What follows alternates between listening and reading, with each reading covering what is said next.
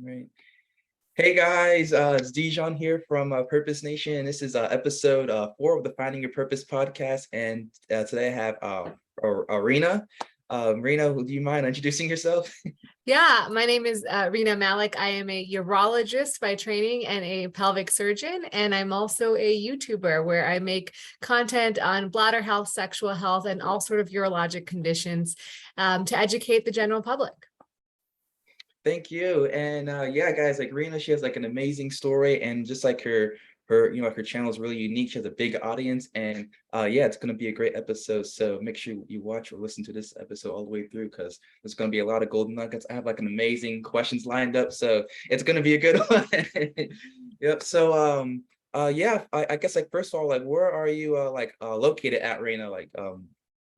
Yeah, so I'm currently in Maryland. So I work in Baltimore and a little suburb called Columbia, Maryland. Mhm. And I am from originally Buffalo, New York, which is where I was born and raised. I'm a huge Bills fan. Mhm. And then went to New York City for medical school at NYU, and then residency in Chicago at University of Chicago, and then to fellowship for female pelvic medicine reconstructive surgery in Dallas, Texas at UT Southwestern. I love it. So it sounds like you've like just been growing up on the East Coast, you know? Yep. Trying out all the major cities. I love it. I love it. And I guess like growing up, like what are your hobbies look like? Like what do you do in your free time? Can you tell me a bit more about that? Absolutely. So I was really I was born in a first generation Indian. So my parents came from India in 1975, and they were one of the first four immigrant families of Indian descent in the whole city of Buffalo, New York, at least that they knew of. Mm. And so from there, they brought their entire extended family to Buffalo. They sponsored them all. And so I grew up with a big South Asian influence because they literally had moved from India. So a lot of what I did during my free time centered around that, spending a lot of time with my extended family, going to church called Gurdwara. And then really I got into Indian dancing quite a lot. So I did a North Indian dance called Bhangra, which is what I really enjoyed doing. And when I was in college, started the Bhangra team and started a Bhangra competition, and was really actively involved in that. And then, that was pretty much, what we did for fun.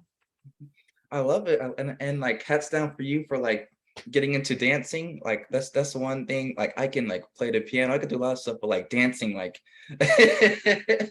I'm always jealous. I'm always envious of other people that can just like dance, specifically like dancing from like different traditions. I always find that like really like you have like your like the music and just like the whole atmosphere, the whole package. It's just like Yeah, it's amazing. it's I love amazing. it. It's so fun, and it's performing on stage is so different than giving a talk or anything else. Yeah.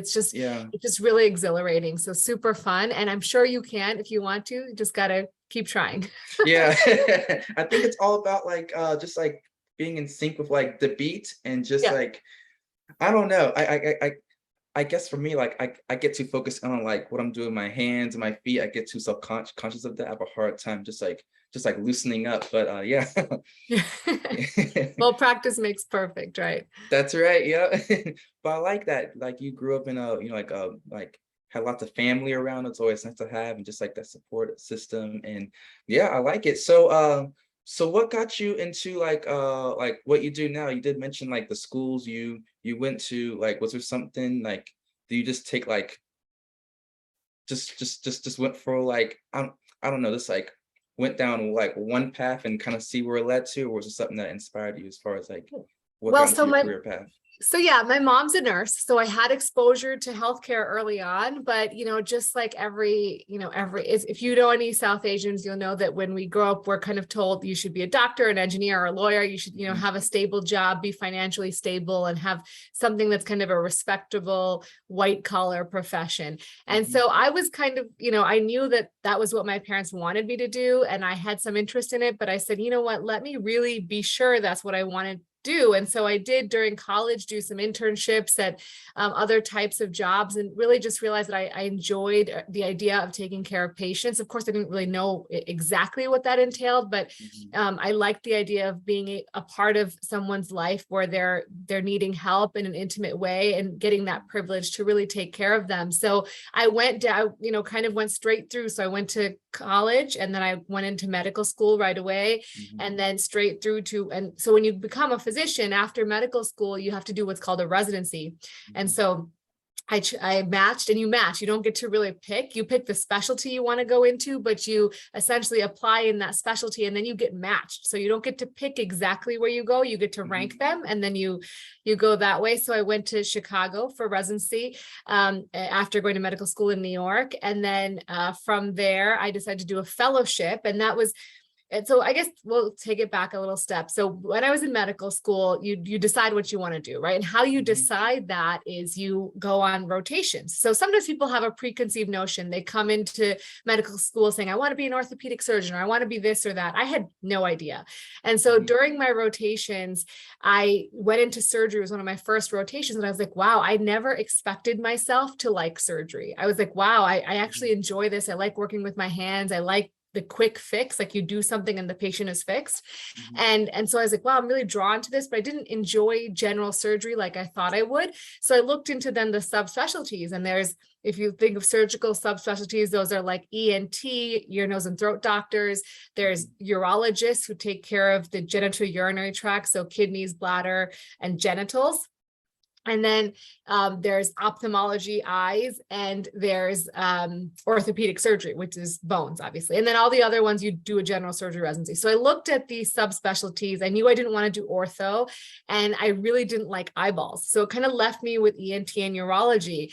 And when I decided to go into urology, I met with the chairman. I went to the surgeries, and I was like, wow, this is so exciting. We get to do such a diverse number of things. We can do little procedures in the office. We can do big open surgeries, and we can take care of different kinds of patients, where we can take care of kids, we can take care of women, we can take care of men's sexual health, we can take care of cancer. So it just offered a lot of opportunity.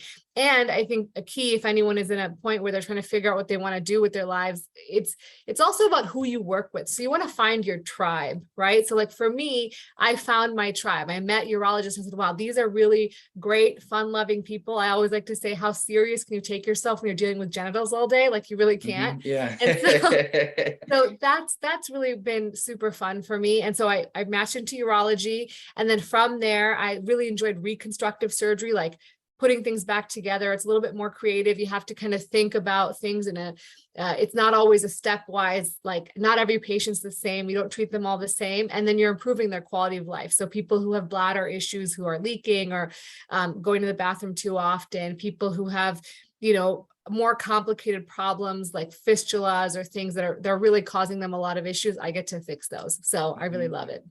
I like how you said, I had a conversation with someone, I think it was in the past like year or two, but they said she was in the same situation as well. She's kind of like in healthcare, I forgot what it was specifically, but she said when she went and saw like her first like surgery, just kind of like just like shadowing the doctor. I think that's the term, but like it was so fascinating to her to where she wanted to go into that. So that's interesting how you say how just going to like that first like just like going to your first surgery and being able to experience that, how that really just like opened that new world for you. Yeah.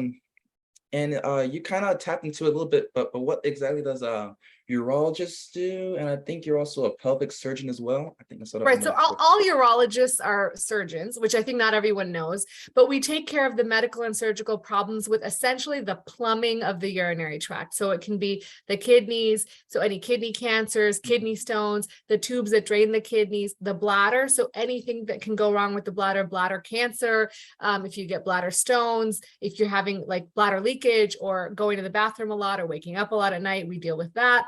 And then we can do anything with the genitals. So sexual function for both men and women. We do for women, we also do prolapse. So like when things are kind of falling out and they're not supposed to. And then we do infertility for men. We do pediatric urology. So anything that happens in those systems with kids. And I'm sure I'm missing things because we do so many, but there's just so much that we do. We do robotic surgery. We do surgery with little cameras that go into small holes to like look in the bladder and things like that. And it's really just very satisfying because I think patients are so nervous when they come to us about these problems, but we can really put them at ease and fix their problems. And so I think it's just so great. I love it. I love it. And with that, did you have at the time, did you have like your were you working under like another doctor or a corporation, or do you have like your own practice? So in medical now, or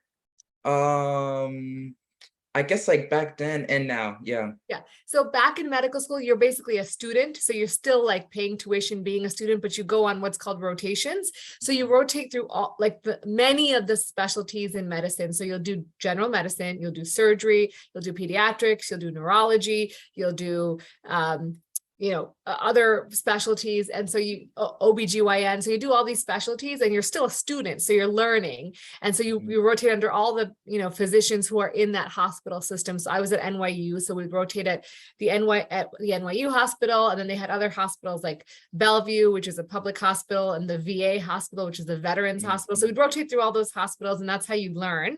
And then you go into residency where you're employed as a resident, but you're still a trainee. So then you learn, with a smaller group of urologists. So my residency had like 9 urologists in the main hospital. And then we'd rotate to other hospitals that had another number of, 5 or 6 urologists that we'd rotate with. So you'd rotate with them and you would be kind of an apprenticeship. So you learn with them, and then in fellowship, very similarly, but it's a smaller group of very specialized urologists who teach you in whatever fellowship you go into. So I had 3 mentors there who I worked with every day and, learned with them, like again, an apprenticeship. And now I'm in what's called an attending physician.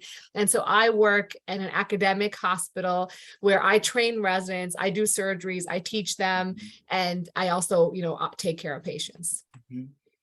I like it. And man, that's why you guys get paid the big bucks, It's a long time before we get paid anything. So man, sounds like a whole lot of schooling, lots of just like training, practice, learning. But yeah, like I like it. Like for me, like I'm a marketer, but that sounds like like you found like something that you like generally enjoy, and I'm happy for you. So as you're going through all this, what made you think that, all right, I'm going to start a YouTube channel? What like, can you walk me through that process? Yeah, absolutely. So basically the reason I started it is because I'm really interested in health literacy. So I'll go back to kind of where my interest in that started. So when I was a trainee, a resident, I remember we did this beautiful surgery on a patient. Everything went technically perfect. There was no complications with the surgery itself. But after the surgery, she would have to put a catheter in her new bladder, essentially every time she needed to pee, 4 or 6 times a day. And that's how she was supposed to empty her bladder. And so she kept coming back to the hospital and getting admitted to the ICU, which is like a very high level of care. And we kept being like, what's going on? And realized she didn't understand that she had to catheterize now. And so that was a big misstep, that somewhere she didn't get that education, right? Before she underwent this big surgery. And so I realized at that point that, You're good.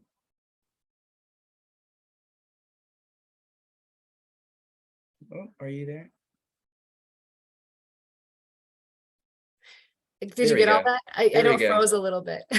I think if you can go back, I think back to the IC. Yeah, first a little bit. Yeah, we're good now. Yeah. Yeah. Okay. So the patient kept getting admitted to the ICU, and the ICU was like a higher level of care when someone's really sick. And so we were like, what's going on? The surgery went fine, and there's nothing, like she didn't have any infection, nothing was making sense. And so we realized that it was because she wasn't catheterizing herself, because she didn't realize she had to. And so I realized at that point that as a surgeon, I can be technically perfect, but if I don't do a good job explaining to my patient what to expect or what could happen after surgery, then I failed. And so that's kind of where I started. And I started being on social media as a fellow, because that's when you start having a little bit of time. I started on Twitter, and it was a really good place to network with other urologists and kind of learn and also get to know people around the country. And from there, I started an Instagram page, and I realized, I was doing that and I realized like you would make a post and then no one would see it later, right? Like it would go Yep. away. And so I was like, I do all this work to educate somebody in one post and it would disappear. And so then I was like, okay, let me try YouTube. Like I like talking. I don't like taking pictures, but I like talking and I like, being in front. I wasn't really sure I was good at being in front of camera, but I knew I could talk. So I decided, well, let me just try it for 6 months. Let me use my phone and a window, right? Like very basic. Yeah. And didn't have to buy anything besides a tripod. And like, let me just try this and see how it goes. And so I made a commitment to myself. I was going to make one video a week for one video a week for 6 months. And I was going to just see how it went and like kind of if it was worth my time. And 3 years later, here I am. I love it. And I love how you said 6 months, because like normally on fresh channels, that's how long it takes to kind of see some sort of traction, some sort of momentum. So you set the time frame right, and I love how Yeah. you were committed to it. Yeah. A lot of people, they'll just post like maybe like handful of videos within like the first month. They don't see any video, like any views, and then they just end up quitting. So hats down to you for that. And I like I like how you said how you would go and you would put all this effort into like Instagram or Twitter, and sure, like it'll be seen initially, but then like over the long run, like it's just like kind of like a flat line, you know. I like your Yeah. way of thinking. Yep. I'm kind of like a lazy person, so that's why I really like YouTube. You just make it once and it's up there for it's green because views. it's searchable, right? I mean, that's the key. Like if you're putting out content about something that people are searching for, then I think YouTube's a great platform for that. Yeah. And then what the type of I guess how long did it take for you to really get traction to where your content was really being seen? Yeah, so I think it took me about 7 months to get that first 1,000 subscribers. And when you start, that's a huge number. You're like, oh Oh my yeah. God, like I can't believe that little old me got 1,000 people who actually found me interesting enough to watch my stuff, right? And so that was kind of the first hit. And then after that, I kind of lost track, but I think it probably took me about 1.5 years to get the first 100,000 or so. And then the next between 100,000 and 1 million, it was a little bit faster growing because I had kind of gotten my groove after that point. And did you ever have this problem to where like as you're growing, did you ever think of like, shoot, like what if my family and friends, what if they come across this content? Did you? Yeah, so definitely, I mean, I think for a long time I felt that way, but I really felt strongly that people needed this content. They needed to have access to this kind of education. And so I just kept going. And to be honest, I kept blinders on and no one really said anything to me. And so I just kept doing it. And then finally, COVID hit. So I didn't see anybody outside my day-to-day colleagues and stuff for a long time. And then I went to my first American Urological Association big meeting of all urologists. And I was nervous. I was like, oh, people are going to be like, what are you doing? Why are you doing this? But it was mostly very supportive and very excited colleagues who were like, you're doing such a great service for urology. And so that was really exciting because you just don't know until you're finally in front of other people who are not in your world and see how they react to it. Yeah. And just like the different reactions, it's like, it's crazy like how many like people like were like just like been impacted by your videos. Like you've probably seen it before, like I've seen it before my own personal brands as well, and I was kind of same way as well. I was always like super, I like doing things in secret and I'll showcase the results. So I kind of went through, there was like that I just had to accept it and just kind of like just keep chugging along, you know. So yeah, so I guess that brings me to my next question of like, how did as your channel was growing, what ways did it really help accelerate your professional career? Yeah, so early on, I mean, it was really for me, and it's still for me. It was a hobby, right? I wanted to do it because I wanted to help people, but I didn't have any anticipation that it was going to help my career or help anything, right? I was like, okay, let's just do this, right?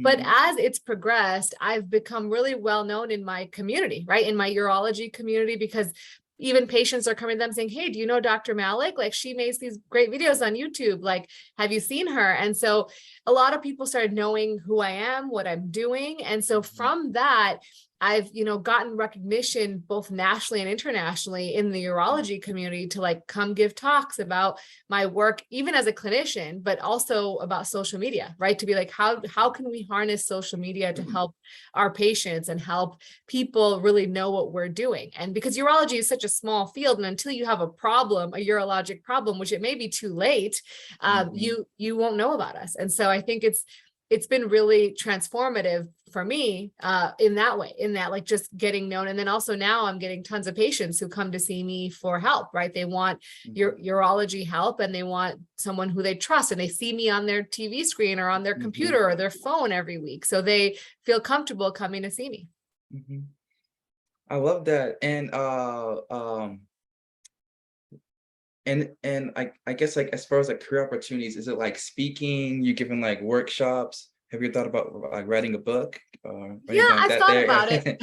I've thought about it, but I'm not yet. I think someday, certainly, but not yet. I do feel like lots of speaking opportunities to which ultimately helps you get promoted. So in academic centers where you when you work in an academic hospital, the things that they look at for promotion are your recognition. So are you known nationally and internationally? And then are you going out and giving talks? And so I give talks all the time. And so that's really a great opportunity for me to, one, show my stuff, but also network with lots of people around the world. I've met urologists who are doing really cool things. I've met, sex therapists. I've met other educators like myself who are doing interesting things. So even beyond the just urology side of it, I've made tons of really interesting friends who are doing similar entrepreneurial type things. I started an organization called South Asian Wellness, which is based on like all these Instagram friends I made to like educate South Asians on their health.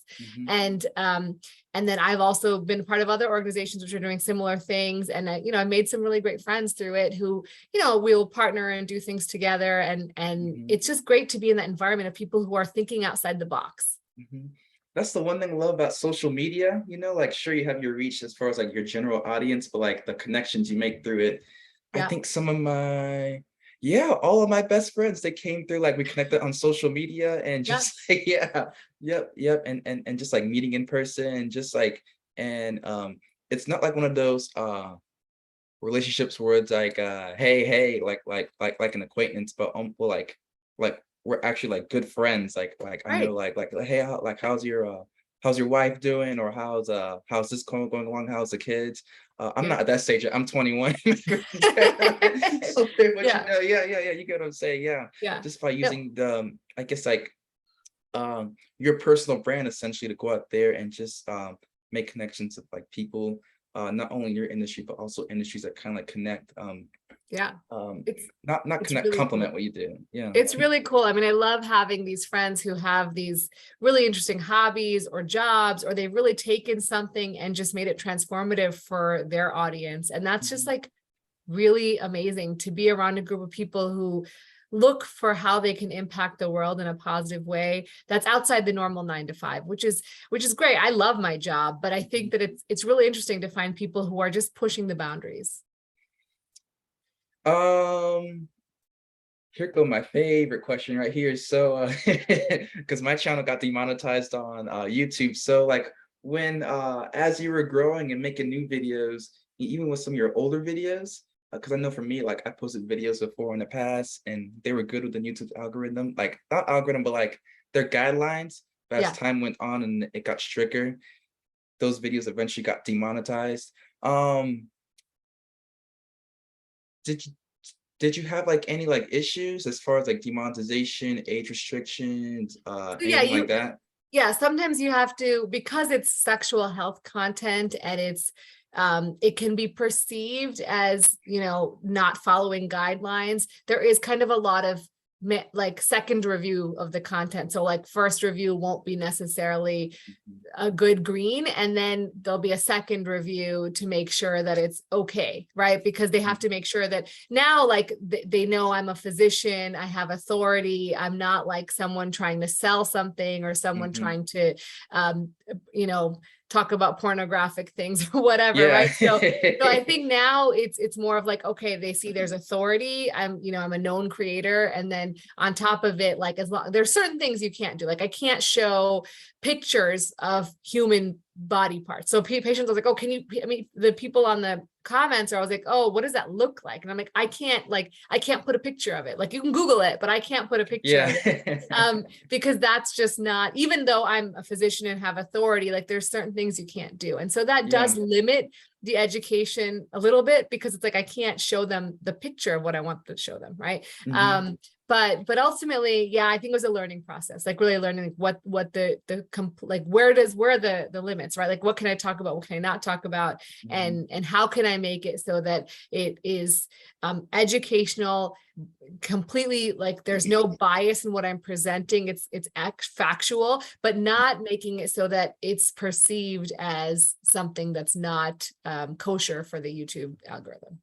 Yeah, that makes perfect sense. And man, like as far as like the YouTube partner program, Mhm. if you're if you get like that yellow dollar sign, Yeah. it could Yeah. be like just hell going through that process. But like once you have that all figured out and like it's like it's so nice as far as like just like as far as like having YouTube as another stream of income. So that's good that you figured that out.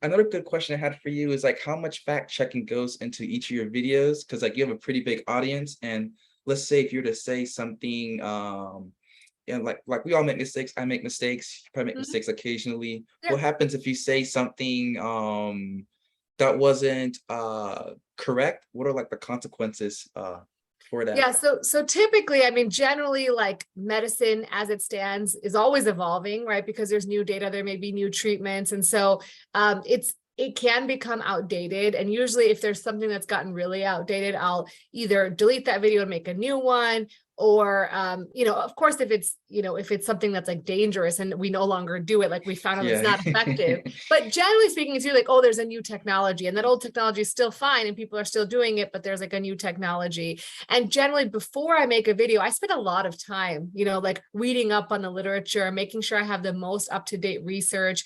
I re-review, our guidelines that are updated all the time through the American Urological Association. So I make sure that I'm really providing the most up-to-date content on the day that I'm making the video, right? It Mhm. could be 2 years down the line that we have some transformative thing that comes up in research, and we start doing that. And then, I'll go back and I'll modify what I've done. And some things, like I'm not really an expert on metastatic prostate cancer, for example. And so I may like bring on another person to come give that credibility, rather than, because it's also changing so frequently, that I may say, hey, let me bring someone who's really up to date in the literature to talk about it, because I may not be completely up to date on that. And like it changes so quickly that I may even if I do the research myself, I don't want to misspeak. And so certain Mhm. things are pretty complex, and I'll get some help with those. But otherwise, most of the stuff, because of my training and being a urologist, I read up on everything, make sure it's completely factually accurate. I put the links in the description of every paper that I read to make the video, so anyone can fact check me and make sure that it's correct, or that they can read the paper that I'm talking about, so they can make their own conclusions if they like. Mhm. Great answer, and I love how didn't realize how much like researching goes, but how just like not only like double checking, but like triple checking everything is correct. Yeah, Yeah. yeah. As far as like specifically on when it comes to like things like such as like I guess like the body and health, you really got to check those things there. So yeah, I was just curious as far as like what was your process behind that, and just really going in like checking your information because you got a pretty big audience. Last thing Yeah. you want is like Yeah. you get a few phone calls a couple hours Yeah, later, I think the hardest part is, people do a lot of alternative therapies, right? And there's very little data on those things. And that's not to say that they may be helpful for some people, right? Like there's a theory why certain supplements may work for some people for certain Mhm. things, but there's no evidence behind it. But I still want people to know what literature we have. And so I'll make content on it so they know, right? Like this is what data we have. This is how effective we know. This is why I think maybe it might work, maybe it might not work. And what are the risks? Because I think that's the biggest thing. People think if they can get it over the counter, there's no risk, but there's risk with lots of things you can get over the counter. Mhm. I mean, even Yeah. Tylenol, if you take too much, you can hurt yourself, right? So Oh you got yeah. to be careful. Yeah. especially we're taking like other like solutions as well. Yep, it's Yeah. just Yeah. um not compound cause and effect. That's what I'm looking for. Yeah. So with that, have you had like any success stories? So what I mean by that is like, so like for me, when I was making content, there was a point like when you're getting like millions of views a month, it was just numbers. Like for me, Mhm. like 1,000 subscribers, that was my dream. But like Yeah. getting going beyond that, like it was like, okay, it's just numbers game now. And then I sort of like YouTube became more enjoyable for me after I realized that like, hey, this content, it's helping people like Oh going through yeah. like depression or whatever. Do you have like any stories like that of like just Oh like my God. stories from your Yeah. like audience that like keeps you going every day? So many. I mean, literally every day I get a comment like, thank you so much. You're changing my life. I get messages all the time in my DMs, and I don't respond to them all because there's just too many, but Yeah. like I read them, you know, and it's amazing. And people are really like, they're like, this is the best information I've ever gotten about this problem that I'm having. I'm inspired to go see a urologist, or I feel so much more comfortable talking about this with my doctor or my partner, whatever the case may be. Mhm, So I get it all the time. And that's really why I keep doing it, because I'm like, I feel like I'm changing lives, right? I'm making a huge difference. mhm, And that's me, one person. Whereas if I saw a clinic full of patients, I can see like maybe 40 patients a day at most. And that's it, right? But now I can reach millions every, mhm. every week. I can reach millions of Yeah. people. So it's really exciting. And I think as far as the numbers, I mean, I never dreamed in a million years that I would have 1 million subscribers. I never thought I'd be a YouTuber. Like I I'm a doctor, right? I Yeah. didn't think that like this little fun project I made on the side would become, like an animal of itself. And Yeah. it keeps me going. Like I'm always excited to come up with an answer for something that someone asks me on my comments, or something that, a lot of times there's like these questions that people want answers to. Like, for example, one of my highest performing videos is like, how do you make your semen volume more voluminous? And like that medically Mhm. doesn't matter, Yeah. right? Like it doesn't matter to me if you make more or less, unless you're having infertility. Mhm. And but like people want answers to this, right? So Mhm. I like, it pushes me to be like, look, people really want to know, and let them get that information from a verified source, someone who actually can tell them medically what's going on, why it's happening, and what you can really do, rather than somebody who's like, here, take this pill and I'm gonna make some profit off of you. Mhm. And it's just like those, especially when they send like a big paragraph, Yeah. like their whole Yeah. situation and like how they came across your content and then how their life was improved. Yeah. That's what it like, I don't know, like you go to bed at night like knowing that like I'm here on this earth for a reason. Like I'm here to Yeah. make an impact, it's a Yeah. really nice feeling. So yeah, I Yeah. like It that. really is. You're giving me chills. Yeah. Yeah. Yeah. Yeah. So do you have like any exciting plans for the future as far as like your personal brand and also your professional career? What does that look like? Well, I think that as profession as a as YouTuber, I'm going to keep making content, and there can be, I think if anyone is a creator right now, just know there are ups and downs, right? There's days where you'll do videos that make, that blow out the water, and there'll be ones that don't do as well. And I think you just keep going, and that's certainly my intention, to keep going, keep growing, keep kind of pushing that, and see how I can educate best. So I am going to try to make more short form content, and see if I can, reach a different audience that way. So that's kind of right now, my short-term goal is to kind of play around with different types of content, different ways to educate, and see what really resonates with my audience. Mhm. That's interesting that you mentioned YouTube Shorts, because I was speaking to someone, they were talking about how YouTube Shorts, it's like a separate algorithm from the Mhm. long form videos, and how it completely shows your videos like a completely different audience. So that's a Mhm. pretty good strategy as far as like just like broadening things out and just like reaching more people. Specifically, like I remember how you were saying once people like come to you or any other urologist, it's kind of too late. Did you Sometimes, say yeah. that? Yeah, Yeah, it yeah, can yeah, be. It depends on, yeah. it depends on what's going on with them. But right, like for example, they have blood in the urine and they're like, oh, it's no big deal, and they wait too long, that could be a serious problem, right? Mhm. So like one of my videos is like, what does the color of your urine mean? And so in there, if somebody watches that video and sees that, oh, I need to go see a urologist, is serious, then, Mhm. hopefully they'll go. And I've seen that where they've waited too long, right? Mhm. And other things, right? Like it can be quality of life things too, but like if they get them taken care of earlier, that can potentially be better for them in the long term, rather than waiting for it to get so bad that, like, for example, someone's in diapers or someone's, doing something else, like learning. And some of my videos are just learning like normal behaviors that you should and shouldn't be doing that might be damaging your bladder in the long term, right? Like things Mhm. like that, that I think are super important and can really help. Just comes down to that education, and yeah, just as far as like reaching that broad audience, I think the short strategy, that's really going to work for you, especially since you're already like established, you got a big audience. You Yeah. can yeah, you can take that route to really um just like like reaching different ages, genders, and also people across different countries. So yeah, I'm excited for you. Thank you. Two more questions for you, and then we'll wrap it up. So if you can do everything all over again, what would you do differently? I think I would have hired an editor earlier.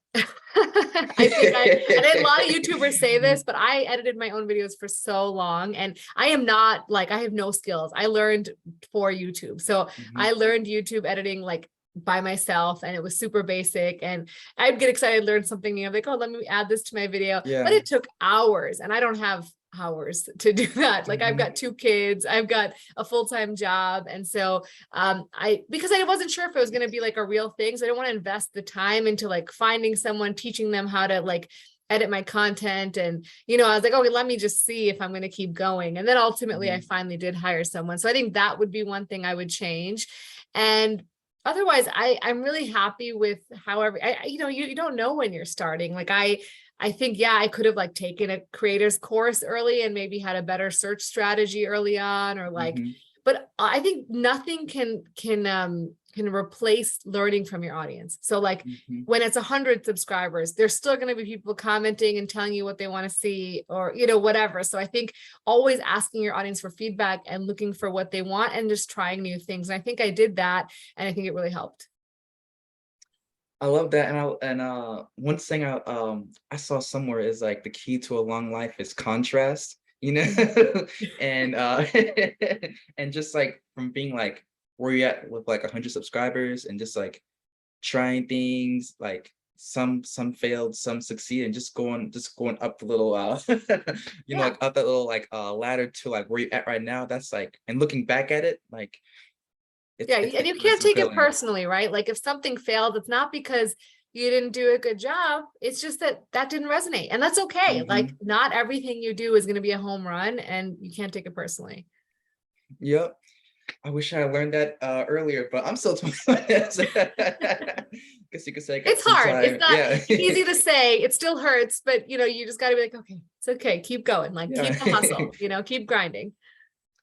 So outside of work and YouTube, if you could do one thing for the rest of your life every day, what would that be? Like for work or just in general? Outside of work, outside of YouTube, just like something that makes you happy. Oh, I mean, honestly, it's literally having quality time with the family. Like I can't even the 10 minutes a day I get to talk to have like a alone time with my husband, and like cuddling my kids and watching movies with them or playing on the floor with them. Like there's nothing better than that. So I think just spending that quality time with the people you love and always making sure you have time for them, no matter how busy it gets, like those years are not going to come back. So Hmm. you just got to always prioritize that. And I think first and foremost, that would be like family is number one. Hmm. I love that. And when it comes like a lot of things, quality is important, but when it comes to like family, quantity, as far as like how much time you spend with them, that's really important. Even if you're not really like saying anything, just being Yeah. with them, Just being being in with their them, just presence. Yep. being around them. It's important. Yep, absolutely. I love that. But hey, Raina, thank you for like hopping on the Finding Your Purpose podcast, and for the people watching and listening to this. I'll have all your links down below in the description. This is a YouTube podcast, so I'm going to be posting it on there. But yeah, thanks for like being a guest on my podcast. And yeah, that's going to be it for this podcast episode. Thank you everyone for watching or listening, and I'll catch you guys in the next one. See ya. Thank you.